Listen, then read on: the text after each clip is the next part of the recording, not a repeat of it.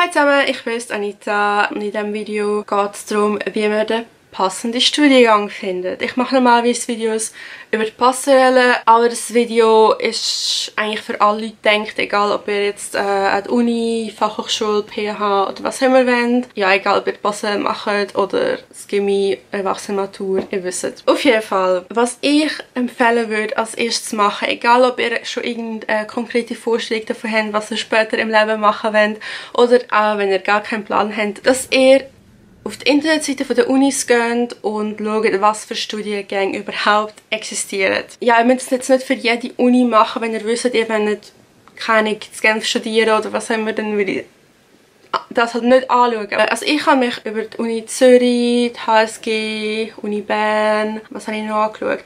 Luzern, Freiburg, ja. Genf habe ich zwar auch angeschaut, aber mehr wegen einem einzigen Studiengang. Aber ja, auf jeden Fall geht mal auf die Website, schaut, was für Studiengänge es gibt. Ich würde nicht sagen, ich wette mit euch, aber es gibt wahrscheinlich mindestens einen Studiengang, von dem ihr noch nie etwas gehört habt und keine Ahnung habt, was man nachher damit macht. Aber vielleicht ist es der perfekte Studiengang. Also eben, ich würde einfach mal dort ein bisschen durchscrollen, ein bisschen schauen, was es gibt, was könnte euch gefallen. Wie schon gesagt, vielleicht habt ihr schon eine gewisse Vorstellung. Vielleicht wisst ihr, okay, wenn nichts mit Naturwissenschaften machen, dann okay, ist klar, schaut das nicht unbedingt an. Aber es ist gleich eben gut zu wissen, was man alles machen kann, auch Nebenfächer. Es gibt zum Teil so spezifische Nebenfächer, die ihr nur an gewissen Unis machen könnt.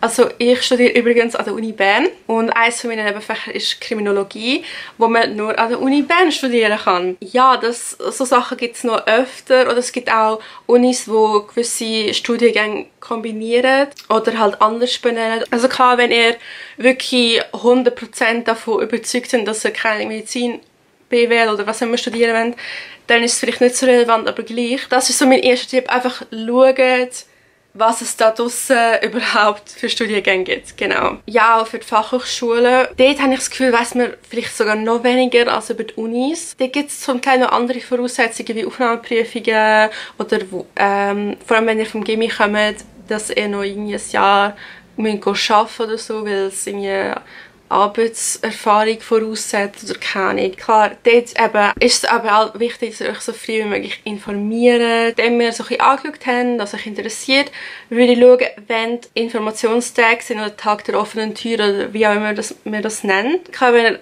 euch jetzt für das Studium anmeldet, habt ihr die eigentlich verpasst. Bei den Fachhochschulen haben sie, glaube ich, regelmäßiger, dass ihr so irgendwie einen Infotag oder so geht. Ihr könnt natürlich auch einfach so in eine Vorlesung einhocken. Best ist natürlich, wenn ihr jemanden kennt, der euch ein bisschen zeigen kann, wo ihr hin müsst. Und ja, es ist vielleicht auch ein bisschen unangenehm, wenn man einfach so in eine Uni einläuft.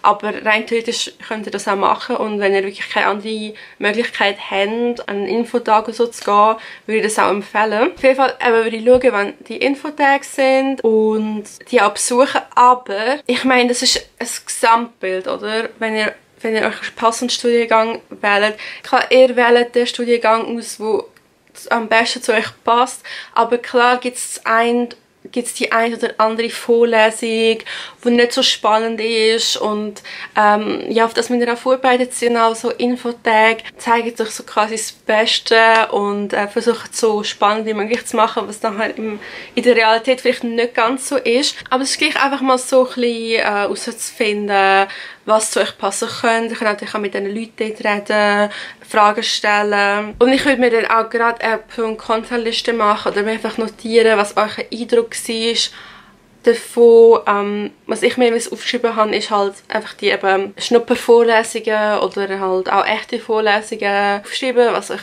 gefallen hat, was euer Eindruck war. Bei mir ist auch so, ich habe mir auch notiert, wie ich mich halt einfach gefühlt habe. Zum Teil, ich will dann nicht Uni Zürich bashen, aber ja, ich habe mich halt dort nicht so wohl gefühlt und ich studiere in Bern, aber ich wohne 20 Minuten von Zürich entfernt, also von dem her es gibt mehrere Gründe dafür, es ist nicht nur das. Gewisse Unis geben sich auch mehr Mühe, damit ihr dort hingeht. So Zern zum Beispiel haben sie wirklich so Taschen verteilt mit so einem Block und Stift, also so ein Etui und gratis zum Mittag und dies und jenes und in Freiburg haben sie auch etwas Ähnliches gemacht. Also dort geben sich wirklich Mühe, damit ihr dort hingeht. Während Zürich oder an der HSG ist ihnen eigentlich ziemlich egal. Nein, aber ja, also, so ist es mir auf jeden Fall vorgekommen. Aber eben, das spielt in dem Sinne nicht so eine Rolle. Ich würde vor allem schauen, ob der Studiengang, der euch am besten gefällt, dort angeboten wird. Was auch noch wichtig ist zu sagen, weil wenn ihr euch einen Studiengang oder Plan zusammenstellt, wenn es sogar ein Monofach ist, müsst ihr ja schon Hauptfach, Nebenfach und so angeben.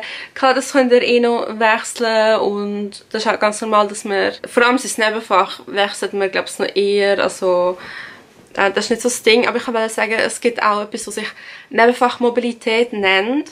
Das heisst, ihr könnt euch ein Nebenfach an einer anderen Uni machen.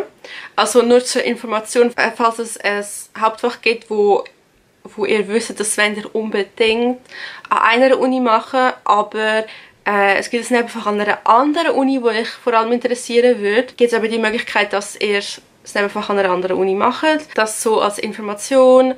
Auch übrigens Bern, Châtel und Freiburg haben so ein Abkommen, es nennt sich Benefrei-Abkommen oder was auch immer, wo man halt einzelne Vorlesungen an diesen 3 Unis machen kann.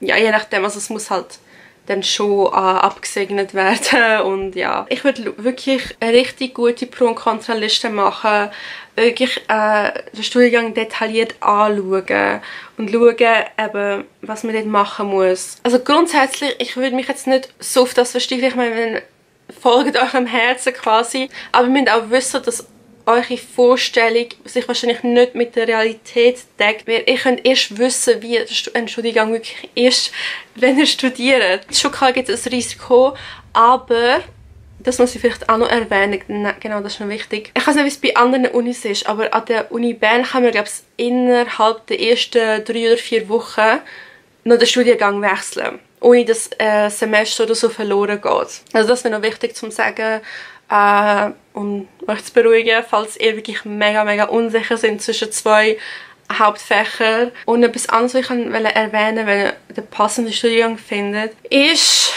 dass man sich nicht zu sehr auf das Geld fokussieren soll, also auf den potenziellen Lohn. Und ich habe letztens auch übrigens Messi an alle, die mir auf Instagram schreiben. Ihr könnt mir immer Nachrichten senden, wenn ihr wollt. Ich verlinke meinen Instagram-Account. Und das ist einfach study_with_Anita. Auf jeden Fall, jemand hat mir vor ein paar Wochen, nein, vielleicht ist es 2 Monate so, jemand hat mir mal geschrieben, also wir haben dann so ein bisschen über Passerelle und so geschrieben und sie hat dann eben so gemeint, ja, sie will eben nicht umsonst irgendwie studieren und dann einen schlechten Job haben und nicht so viel Geld verdienen, bla bla. Was ich verstehe, aber andererseits willst du das Leben auch nicht hassen, weißt du, was ich meine? Also ich persönlich verstehe die Leute nicht, die jedes Mal am Montag postet, so, oh, wieder Montag und dann am Mittwoch, oh, die Hälfte haben wir und am Freitag, Gott sei Dank ist es Freitag, Gott sei Dank ist es Wochenende. Also ich will mein Leben nicht so leben, ehrlich gesagt. Ich verstehe schon, dass man einen sicheren Job will, aber man muss auch selber ein bisschen gescheit sein, oder? Es gibt vielleicht jemanden, der Philosophie studiert. Die meisten Leute würden sich fragen, was die Person damit machen will, oder? Aber die Person hat vielleicht ein Nebenfach im BWL oder Politikwissenschaften oder Recht oder was auch immer. Je nachdem kann man nachher einen Master in einem anderen Gebiet machen. Es kann sein, dass jetzt jemand mit einem Philosophie-Bachelor als Journalist schafft oder halt eben, wie schon gesagt, irgendwie es einfach ein BWL, der kann vielleicht gleich in einem Unternehmen starten, weil du musst ja gleich auch ein bisschen Connections haben. Oder keine Ahnung, vielleicht ist er einfach ein Akademiker, macht seinen Master in Philosophie, einen Doktor in Philosophie und wird nachher Professor. Ich meine, keine Ahnung, es gibt Möglichkeiten. Das Ding ist halt, es gibt auch noch andere Sachen, die wichtig sind. Arbeitserfahrung und Connections, Networking. Das Ding ist halt einfach, man muss sich informieren. Man muss halt einfach aktiv sein. Das Gleiche ist auch, man denkt vielleicht, wenn man BWL studiert, man einen Job auf sicher. Es ist auch nicht so einfach. Also Infotag wird meistens auch erwähnt, was man später machen kann, beziehungsweise was Absolventen gemacht haben. Wenn euch etwas Freude macht, wenn ihr euch für etwas interessiert, dann und eben ein bisschen gescheit sind und eben Networking-Events gehen und das Praktikum da machen und halt einfach ein bisschen aktiv sind, was die Jobsuche geht, dann findet ihr auch einen Job. Googlet nicht auch mit welchem Studiengang verdiene ich nachher am meisten Geld und dann macht das. Also ich meine, wenn es euch wirklich interessiert, super, aber ihr müsst auch wirklich auch noch andere Kriterien haben. Ich meine, ich habe das zwar schon auch in meiner Pro- und Kontraliste aufgeführt, dass man bei gewissen Studiengängen halt, dass die einfach sicherer sind, aber eben, ihr müsst das ganze Paket anschauen. Wenn euch etwas nicht interessiert, dann wird es so schwer sein, für die Prüfungen zu lernen, gute Noten zu bekommen und wenn ja, das ist halt dumm gesagt, es interessiert euch nicht, ihr bekommt schlechte Noten und dann bekommt ihr gleich keinen Job. Wäre auch ein bisschen blöd, oder?